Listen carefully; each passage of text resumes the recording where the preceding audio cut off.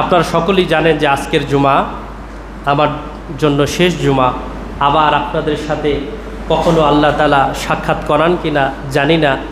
তো দীর্ঘ সময় যেহেতু আপনাদের মধ্যে ছিলাম, আমার কথার অজান্তে, আচরণের অজান্তে যদি কোনো ভুল ভ্রান্তি হয়ে থাকে, আপনারা যদি কোনো কারণে কষ্ট পেয়ে থাকেন, আল্লাহর ওয়াস্তে আপনারা আমাকে মাফ করে দেবেন।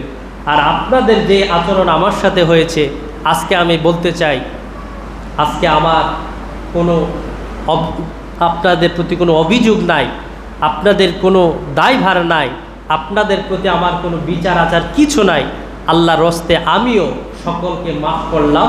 আল্লাহ তাআলা যেন আমাদের ভুল ত্রুটিগুলো ক্ষমা করে আমাদের সকলকে মাফ করে বলুন আমিন। আল্লাহ তাআলা আমাদের ভালো কাজগুলোকে যেন কবুল করেন, আর আমরা যেই চলাফেরা করতে ভুল করেছি এগুলো যেন আল্লাহ তাআলা মাফ করে দেন। ক্ষমা অনেক বড় একটা গুণ।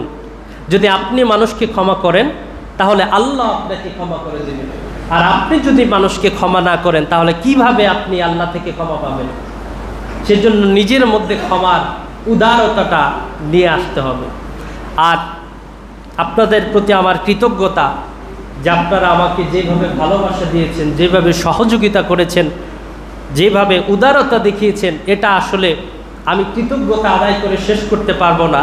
শুধু আমি আপনাদেরকে প্রাণ ভরে দোয়া করতে পারবো। কারণ খাবারের ক্ষেত্রে আপনারা অনেক ত্যাগ স্বীকার করেছেন। যখনই বাড়িতে কোনো পুরুষ মানুষ না থাকতো, আমি দেখতাম যে মা বোনেরা কষ্ট করে দূর দূরান্ত থেকে খাবার নিয়ে আসতো। এই ঋণ কি আমি শোধ করতে পারবো কখনো? মা বোনদের প্রতিও আমার অগাধ ভালোবাসা।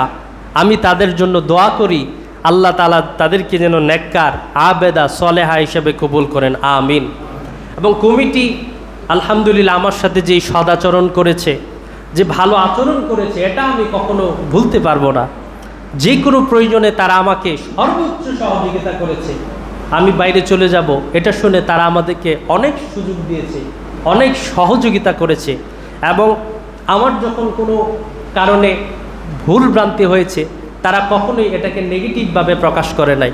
বিশেষ করে আমাদের সম্মানিত কেশিয়ার খালেক হুজুরের কথা আমি বলতে চাই। হুজুর এত সুন্দর করে আমাকে বলতে যে হুজুর এই বিষয়টা যদি এইভাবে না করে এইভাবে করেন মনে হয় আরও সুন্দর হয়। তো এইভাবে যদি আপনি কোনো মানুষকে বোঝান, সে কি আপনার প্রতি রাগ হবে?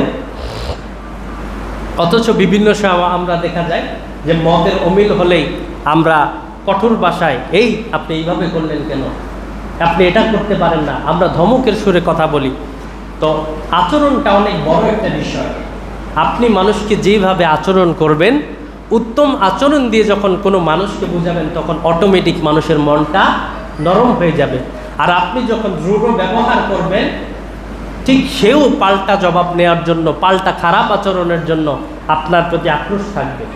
তো কমিটির প্রতি আমি কৃতজ্ঞতা জ্ঞাপন করছি, আপনাদের সকল মুসল্লিদের প্রতি আমি কৃতজ্ঞতা জ্ঞাপন করছি, মা বোনদের প্রতি আমি কৃতজ্ঞতা জ্ঞাপন করছি। বিশেষ করে আশেপাশে যে ঘরগুলো ছিল, তারা সার্বিকভাবে সব সময় আমার খবর রেখেছে। তুফাইলদের ফ্যামিলি বলেন, খালেক হুজুরদের ফ্যামিলি বলেন, তারপর আমাদের শামীম ভাইদের ফ্যামিলি বলেন, সকলের নাম তো প্রকাশ করা সম্ভব না।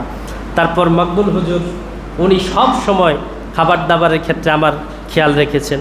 তা আল্লাহ তাআলা আপনাদের এই ভালো কাজগুলোকে কবুল করুক, আমি মন ভরে দোয়া করি। আর খাস করে আপনারা আমার জন্য দোয়া করবেন যে আমিও যেন আমার যে গন্তব্যের দিকে আগাচ্ছি সেখানে যেন ঈমানের সাথে, ইসলামের সাথে, দ্বীনের খেদমতে থাকতে পারি। খাস করে আপনারা এই দোয়াটা আমার জন্য করবেন, কারণ সকলেই তার জীবনযাত্রার জন্য পরিশ্রম করে। এটা যদি দ্বীনের সাথে থাকে তাহলে এটার মধ্যে বরকত বেড়ে যায়।